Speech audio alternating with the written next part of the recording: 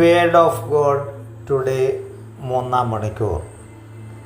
സംഖ്യാപുസ്തകം 13 അധ്യായം 25 മുതലുള്ള വാക്യങ്ങൾ.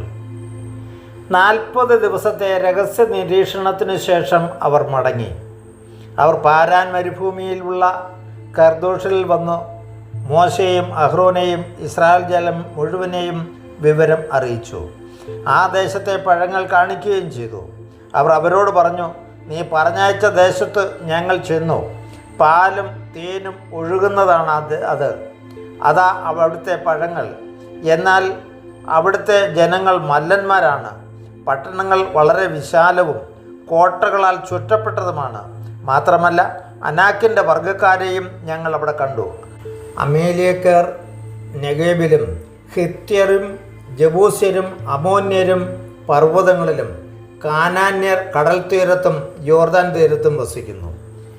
ഈശോയിൽ പ്രിയമുള്ളവരെ, ഉറ്റുനോക്കാൻ പോയി യഹൂദ ജനത്തിൽ നിന്ന് തെരഞ്ഞെടുക്കപ്പെട്ടവരെ പാലും തേനും ഒഴുകുമെന്ന് ദൈവം വാഗ്ദാനം ചെയ്ത കാനാൻ ദേശത്തേക്ക് പോയി ആ ദേശം ഉറ്റുനോക്കുവാൻ കുറേ പേരെ തിരഞ്ഞെടുത്ത് അയച്ചു. അവർ പോയിട്ട് വന്ന് പറഞ്ഞ വിവരങ്ങളാണ് നാം കേട്ടത്.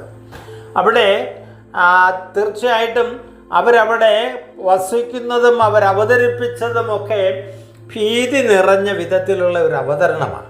യഥാർത്ഥത്തിൽ അവരെ പറഞ്ഞു വിട്ടത് ദൈവം നൽകുമെന്ന് പറഞ്ഞ വാഗ്ദത്ത ദേശത്തിൻ്റെ അവസ്ഥ കണ്ട് മനസ്സിലാക്കി ബോധ്യപ്പെടുത്താനും അതിൻ്റെ വിവരണങ്ങൾ കൊടുക്കാനും മാത്രമാണ്.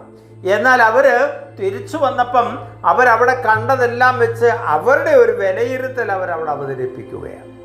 പ്രിയമുള്ളവരെ, ആ തുടർന്നുള്ള ഭാഗങ്ങൾ ഇതിൻ്റെ വിലയിരുത്തലുകളാണ്. ജനം ഭയപ്പെട്ട് വിറച്ച് അവർ കർത്താവിനെതിരെ യഹോവയ്ക്കെതിരെ തിരിയുന്നതാണ് കണ്ടത്. അവിടെയൊക്കെ ഇന്ന് നമ്മളിത് ചിന്തിക്കുമ്പം നമ്മളും പലപ്പോഴും ഇതുപോലുള്ള സ്വഭാവത്തിൻ്റെ ഉടമകളാണോ എന്ന് നാം ചിന്തിക്കേണ്ടിയിരിക്കുന്നു.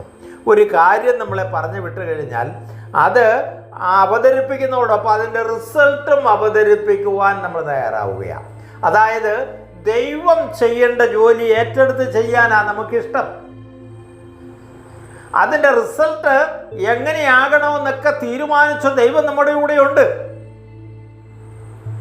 ഇസ്രായേൽ ജനത്തെ ഈജിപ്തിൽ നിന്ന് കൊണ്ടുവന്നതും അവിടെ മരുഭൂമിയിൽ ഇവർക്ക് മന്ന കൊടുത്തതും രാത്രിയും പകലും അവർക്ക് സഞ്ചരിക്കാൻ വഴിയൊരുക്കി കൊടുത്തതും അവർക്ക് ഇറച്ചി വേണമെന്ന് പറയുമ്പം കാടപ്പക്ഷിയെ കൊടുത്തതും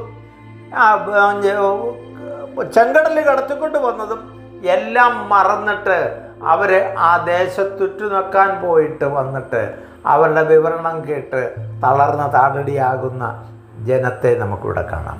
പ്രിയമുള്ളവരെ, അതിനൊക്കെ കാരണമായി തീർന്നത് ഈ ഉറ്റുനോക്കാൻ പോയ ആളുകളാണെന്ന് നമുക്കറിയാം.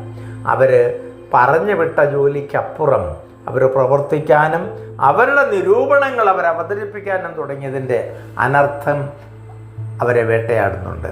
ഇതുപോലെ നമ്മുടെ ജീവിതത്തിൽ വരാതിരിക്കാൻ നമ്മളെ ഏൽപ്പിക്കപ്പെട്ട ദൗത്യം നിർവഹിച്ചിട്ട് മാറി നിൽക്കാൻ തക്കവണ്ണം വേണ്ട കൃപ നമുക്ക് തരട്ടെ.